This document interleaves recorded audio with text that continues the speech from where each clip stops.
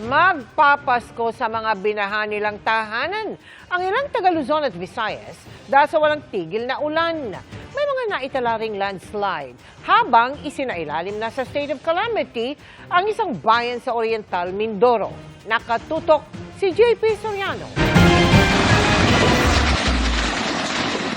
Nagbagsakan ng naglalakihang bato at tipak ng lupa sa kalsadang ito sa barangay Dumalan sa bayan ng Dalaget, Cebu noong linggo. Resulta yan ng paglambot ng lupa, bunsod ng walang tigil na ulan doon.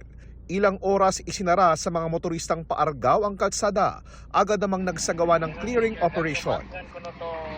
Buong pangyayari. Pinasok din ng baha ang ilang bahay sa Eastern at Northern Samar.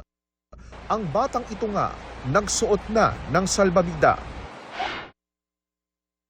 Hanggang bubong din ang baha sa ilang lugar kaya kinailangan ng magbalsa. Ganito naman kalakas ang ragasan ng baha sa Lopez, Quezon ngayong bisperas ng Pasko. Dahil sa magdamag na ulan, pinasok na ng tubig ang ilang bahay. Gutter deep naman ang ilang bahagi ng kalsada. Lubog din sa baha ang National Highway ng Nauhan Oriental Mindoro. Mistulang malawak na ilog ang kalsada. Ayon sa MDRRMO, umapaw umano ang ilog malapit sa lugar dahil sa nabutas na dike. Dahil din sa ilang araw ng pag-ulan sa bayan ng Baco, magpapaskong lubog sa baha ang ilang residente.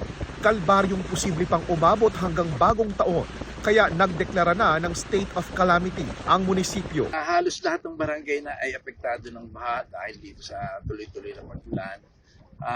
Kung itatanungin mo ilan yung talagang affected, yung pinakamalalalim at talagang tulad na nakikita nyo ngayon, siguro ay may 15 barangay. Humingi tayo ng tulong sa sangguniang bayan na ideklara na ang bayan ng Baco ay nasa state of calamity. Agad namang nagpamahagi ng ayuda ang lokal na pamahalaan at DSWD. Ang mga rescuer namang ito mula Red Cross. Buwis buhay na sumuong sa rumaragasang baha na halos abot bubong na. Ang mga residenteng na-trap sa kanilang bubong, gumamit na ng flashlight para humingi ng tulong.